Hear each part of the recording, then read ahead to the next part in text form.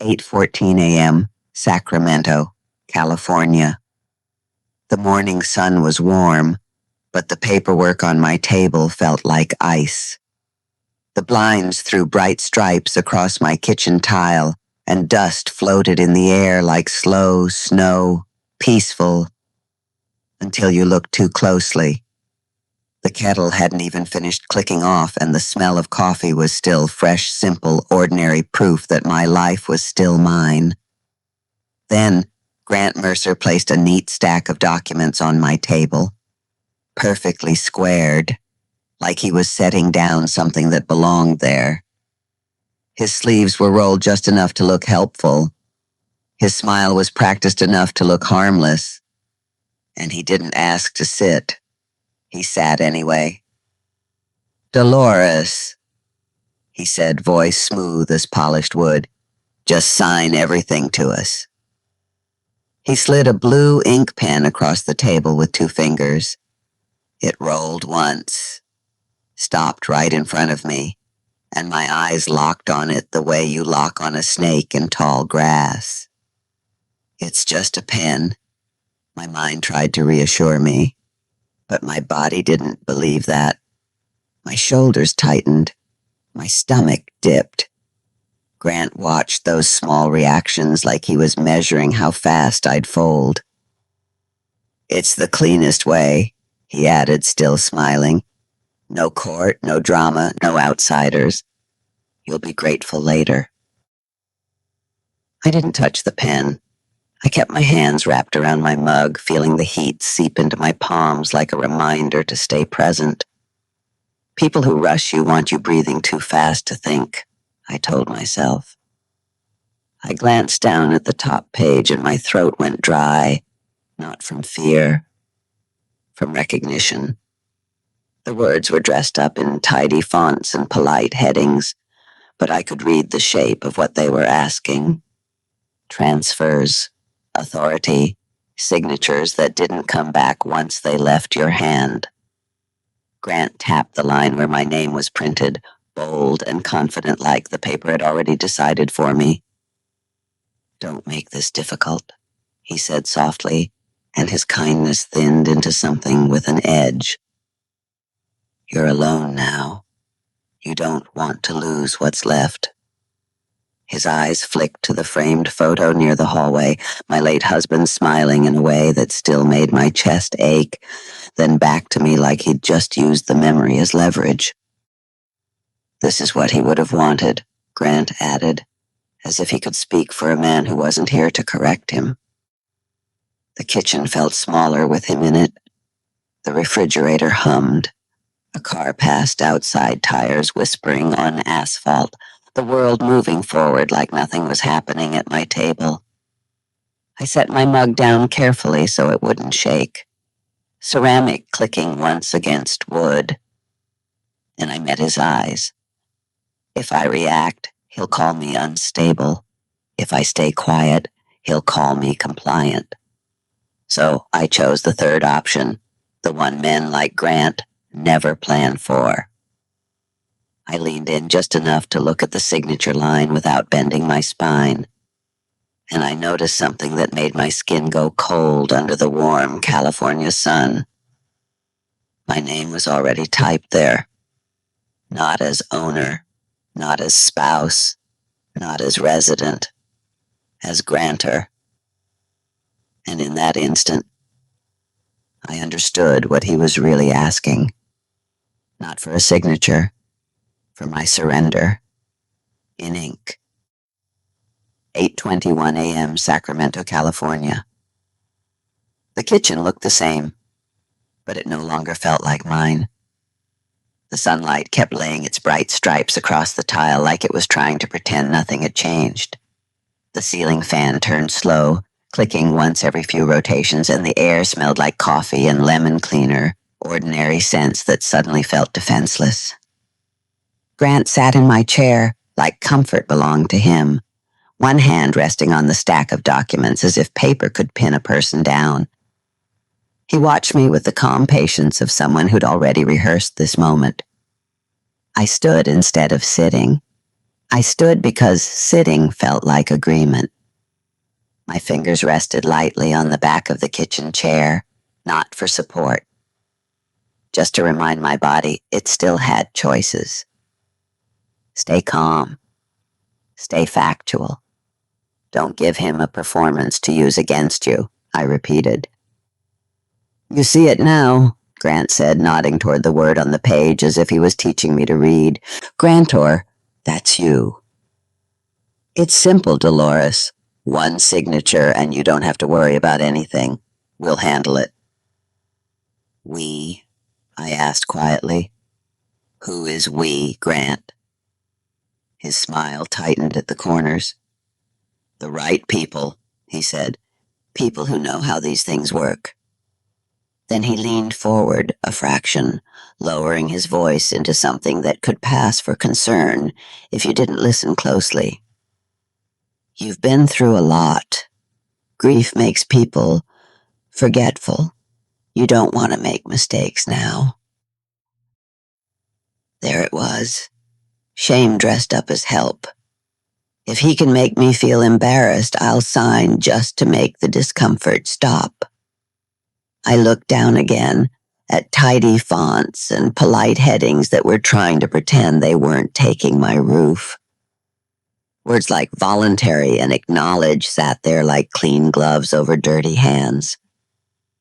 What is this transferring? I asked. It's administrative, he said too quickly. Just cleaning things up. You keep living here. Nothing changes day to day. He tapped the pen toward me again. You'll feel relief once it's done. Relief. He's offering relief the way a thief offers to carry your purse. My eyes drifted to the hallway cabinet where I kept my folder, my deed copy, tax receipts, insurance papers, all the little proofs of my life. And then I noticed something that didn't belong. His jacket lay draped over the chair beside him, and on the seat, half hidden under the fabric, something metallic caught the light. A key ring. My key ring. The worn charm I'd carried for years, an old silver heart swayed slightly, as if it didn't know it had been stolen. Grant followed my gaze and shrugged. Oh, that, he said lightly. We made a copy earlier so we wouldn't bother you. See, we're thinking ahead. No, you're moving without me. I didn't reach for the keys. I didn't give him the satisfaction of watching me scramble. I stepped back one pace, slow and controlled, and felt my phone in my pocket like a hidden lever. This wasn't paperwork. This was intrusion. And somewhere deep in my house, behind a cabinet door, Grant assumed I'd never question. My real proof was waiting. 9:41 a.m., Sacramento, California. Betrayal number 1 didn't shout. It smiled and tried to make my no feel rude. Grant set the folder open like he was laying out dinner plates, neat, practiced, familiar. The paper was crisp and too white, the kind of white that never lives in a real home. Just initial here, he said, tapping a box, and sign at the bottom. It's standard. I read a line twice because my husband taught me something simple. If a sentence is honest, it doesn't mind being read slowly.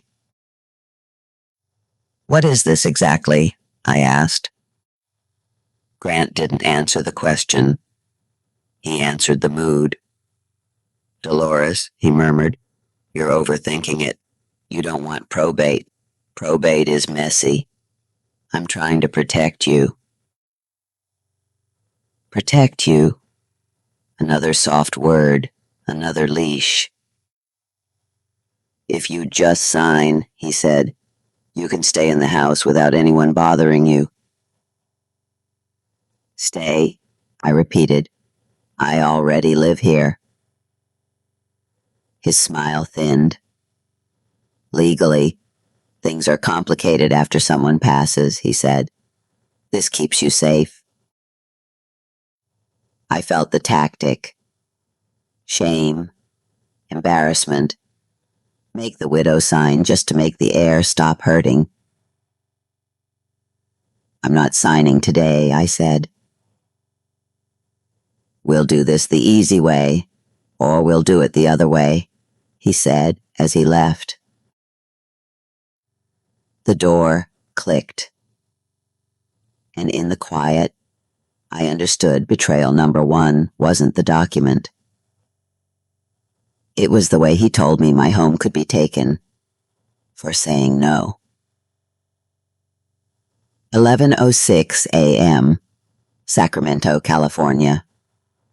Betrayal number 2 arrived wearing help like a uniform.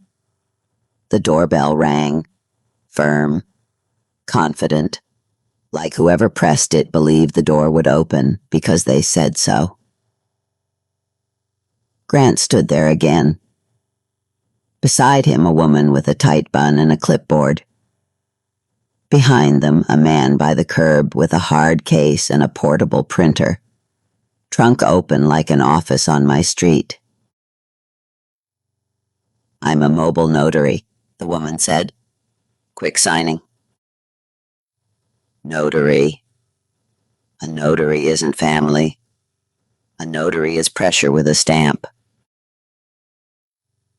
I'm not signing, I said, and you're not coming inside. Don't embarrass yourself, he murmured. The neighbors don't need to see this. Not without my attorney, I said. The word attorney changed the air. Grant's eyes sharpened. You don't need one, he said quickly. This is simple. What you call simple, I replied, usually means I'm the one losing something. I slid my phone out slowly, no drama, just a quiet signal that I wasn't alone. I'm calling my lawyer, I said. Don't, he snapped too sharp, too fast. If it's legal, I asked softly, why are you afraid of a phone call? And that's when I saw it. Just a flicker fear in Grant's face. The line began to ring, and the hard case by the trunk shifted, like the next step was already waiting. 11:29 a.m., Sacramento, California.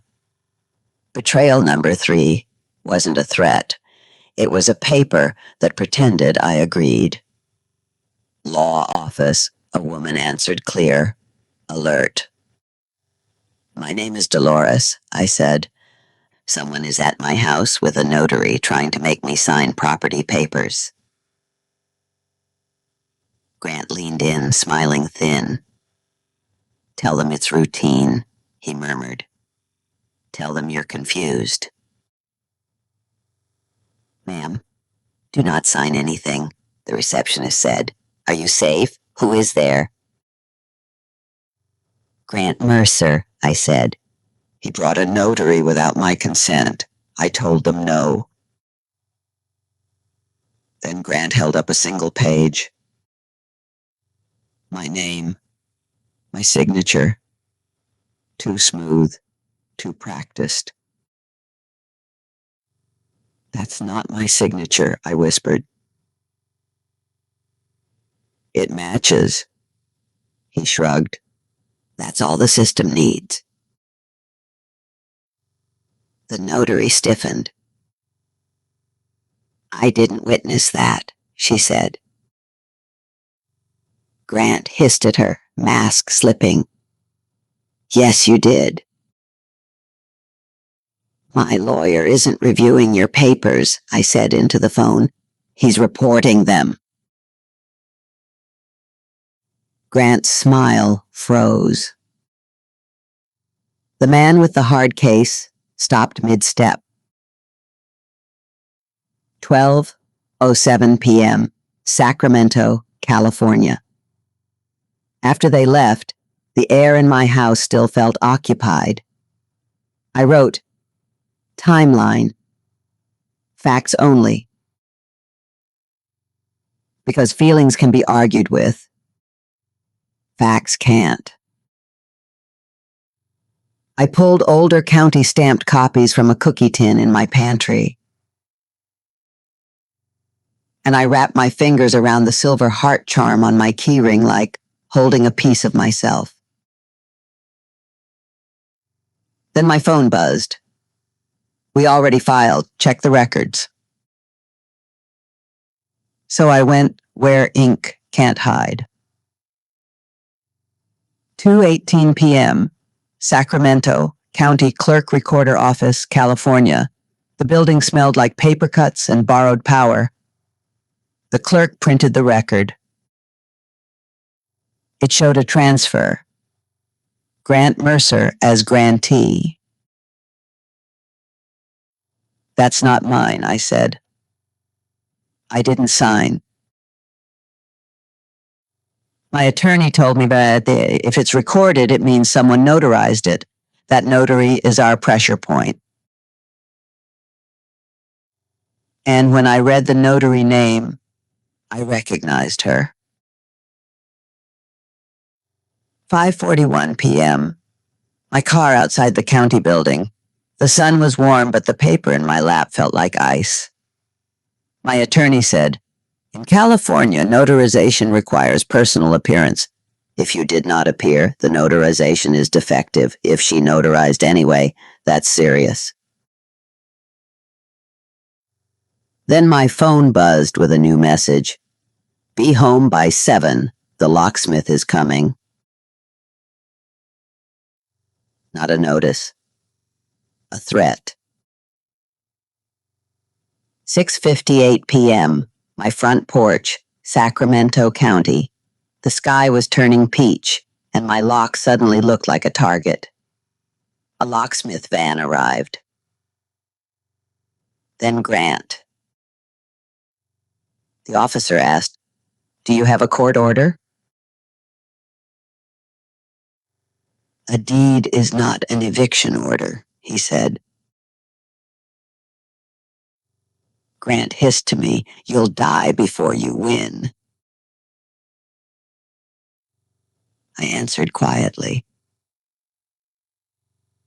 I don't need to outrun you. I just need to expose you.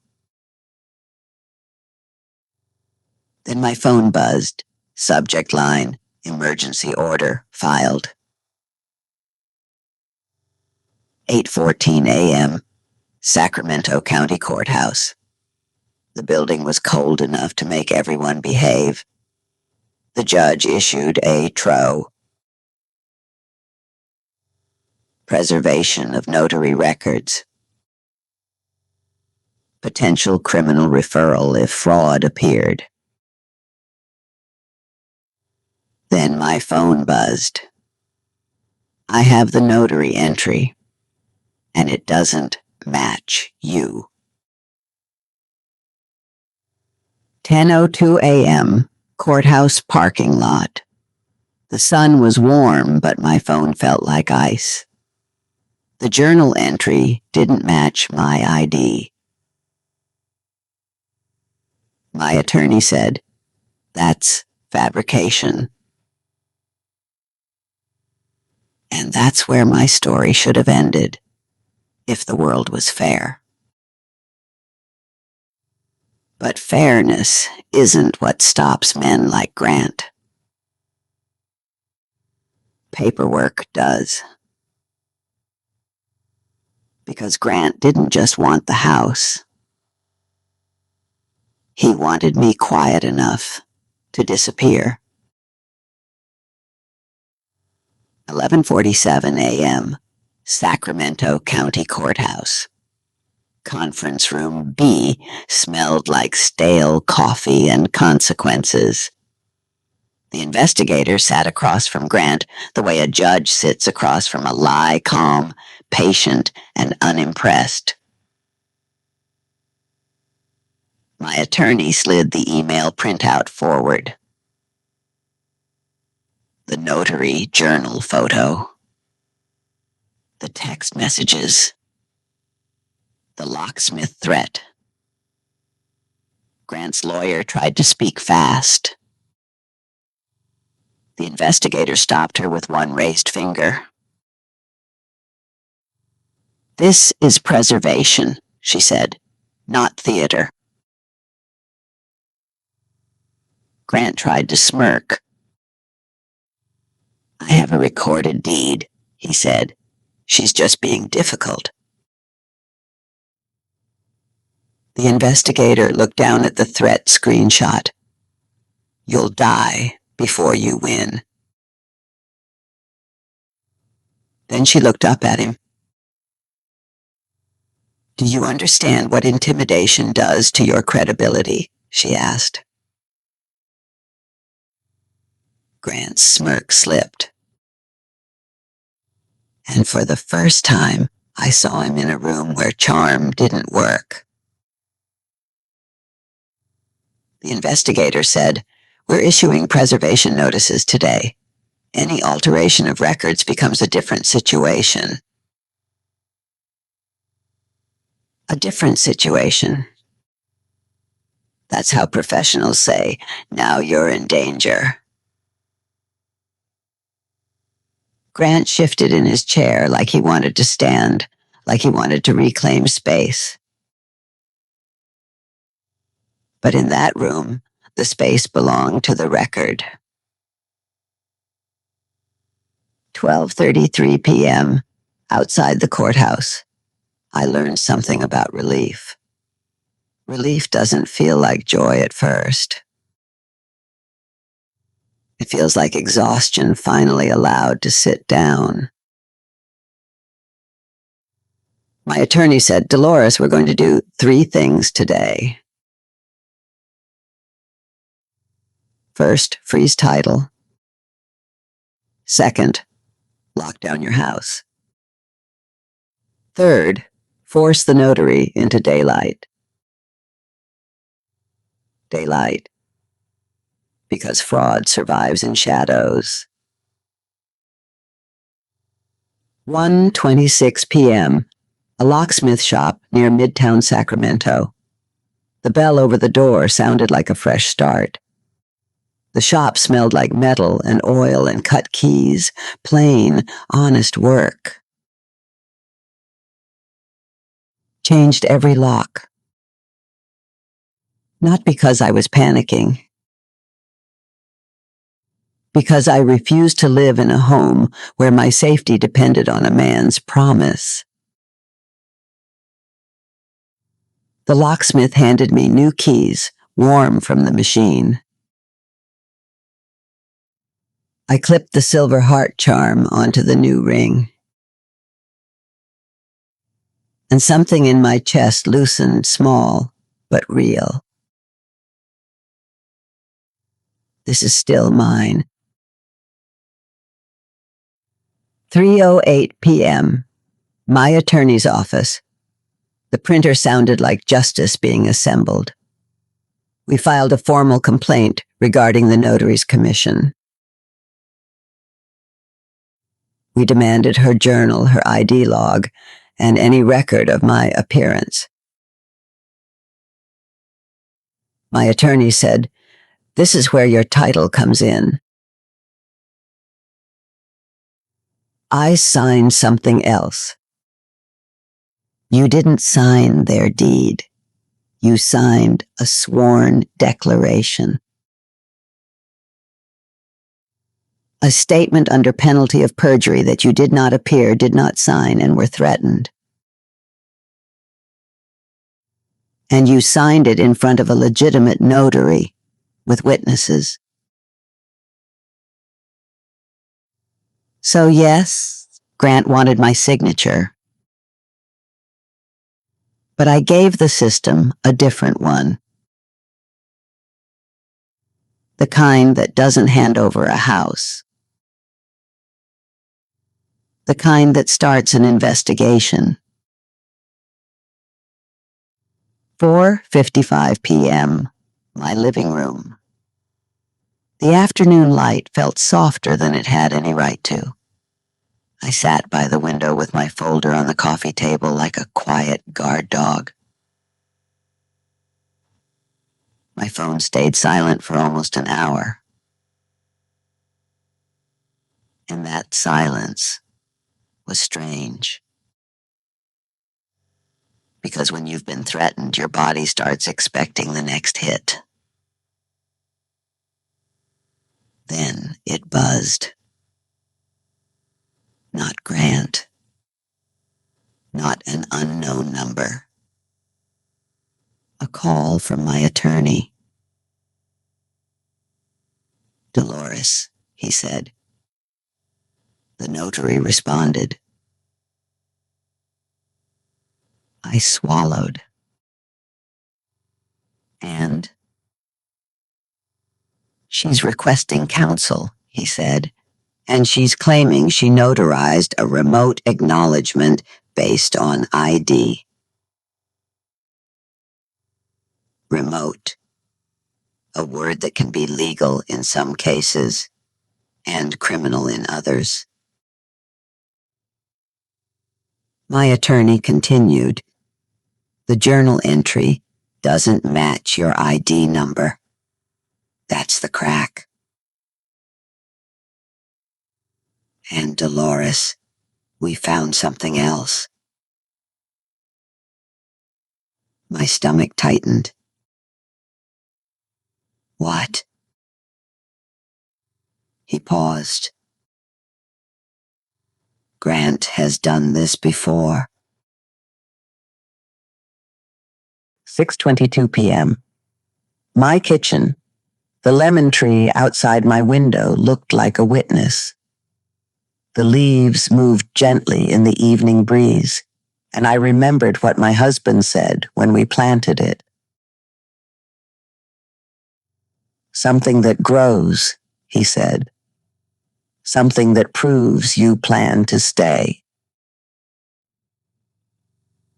Grant planned to stay too, just not as a guest. As an owner.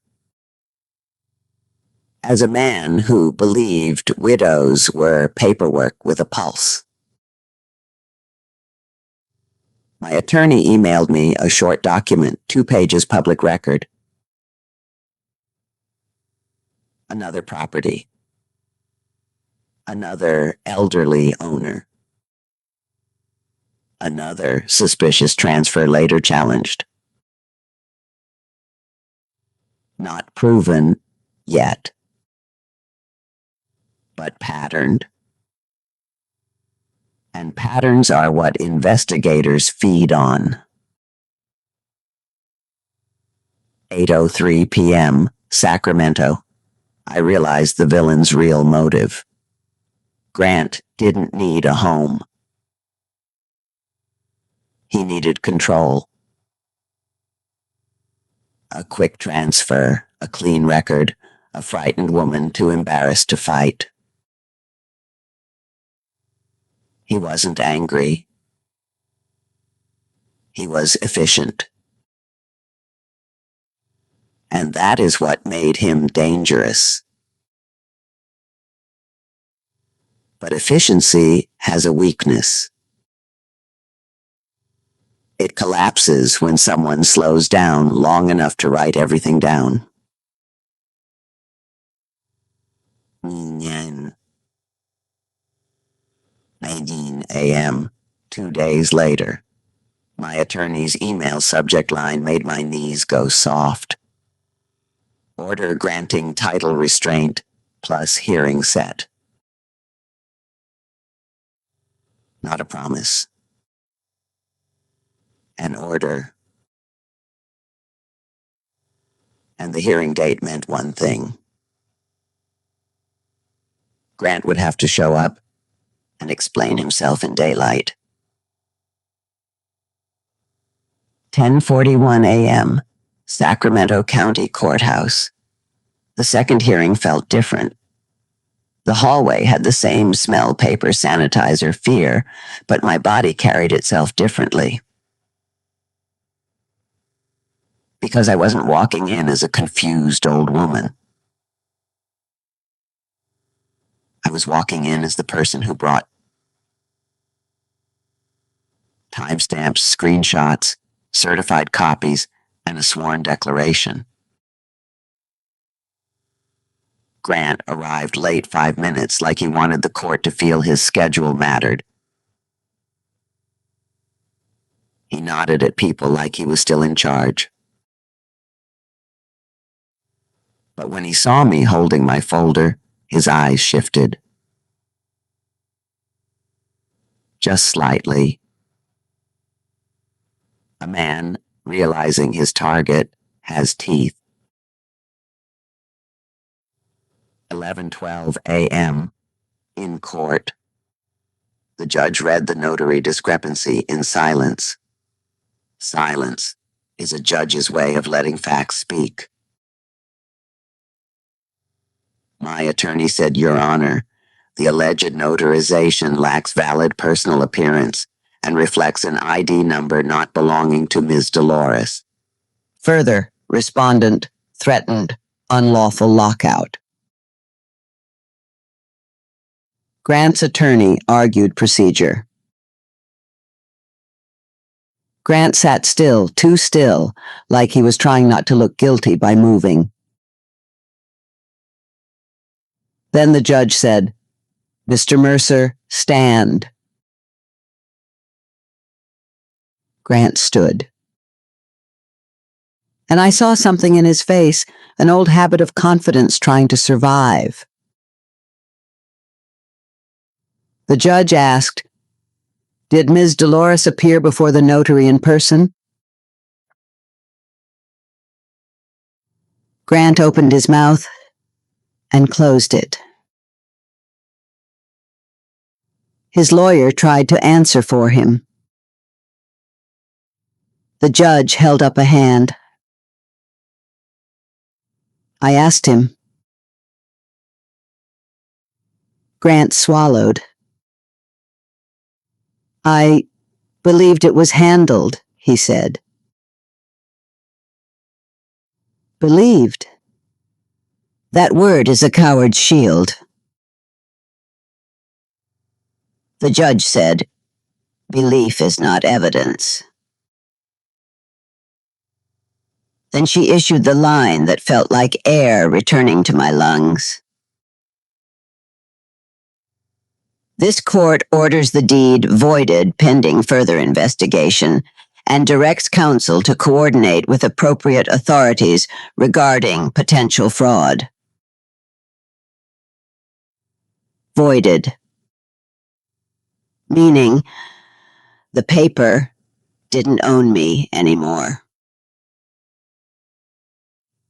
12:06 p.m., courthouse steps. Grant's downfall wasn't loud. It was humiliating. Because he walked out, surrounded by whispers. Not admiration. Not fear. Whispers that sounded like liability. A reporter across the street held a microphone near someone else's case, another family dispute, another older person in pain. And for the first time, I understood. Grant didn't do this because I was special.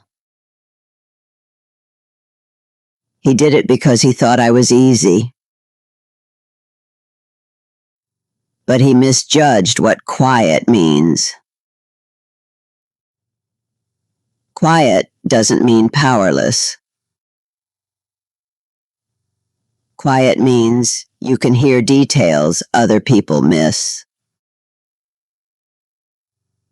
3:37 p.m., weeks later. The phone call that changed my body. My attorney said, Dolores, the notary's commission is under review, and the investigator referred Grant for prosecution. Prosecution. a word I never thought I'd hear, connected to my kitchen table. Then he added, "Your title is being restored officially. The record will reflect the correction." Restored.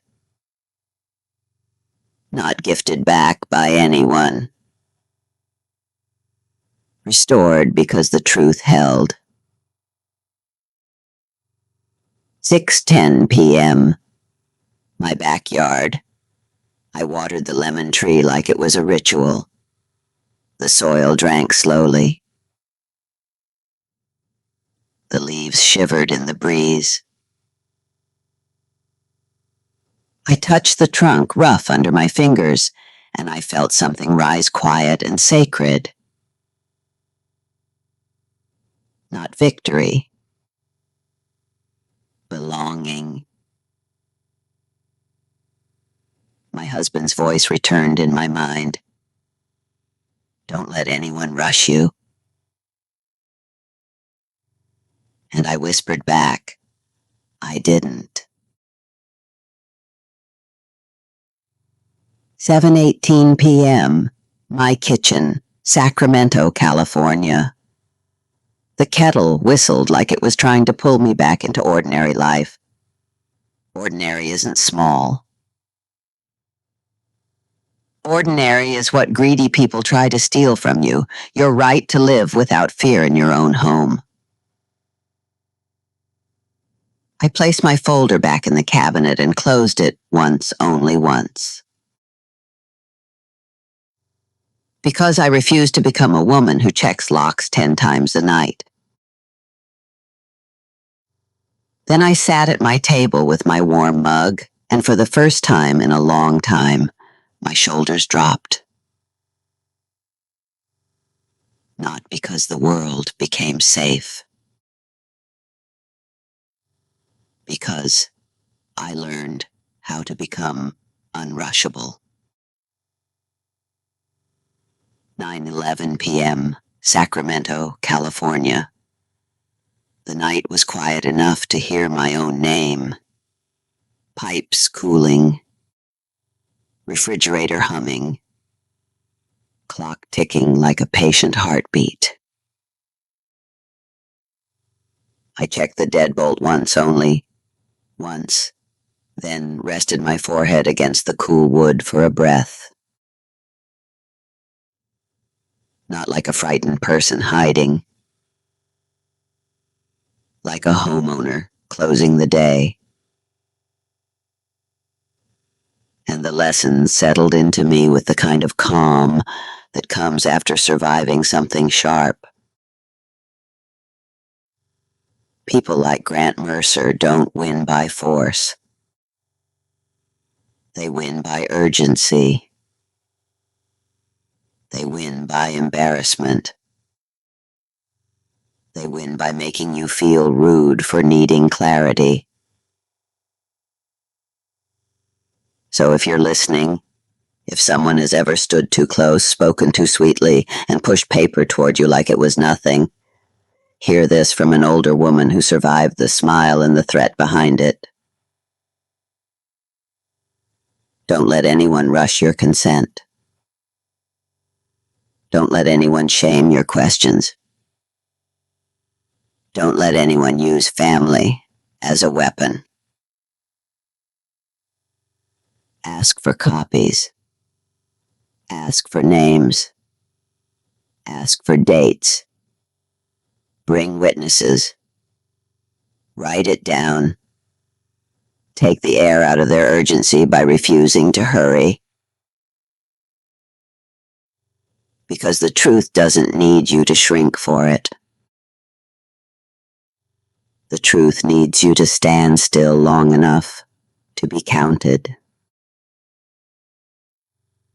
I touched the door frame once as I walked to bed. An old habit, a quiet promise. I'm here. This is mine. I belong. At the window, I looked out at my quiet street, one porch light, one parked car, a palm tree moving gently in the night breeze.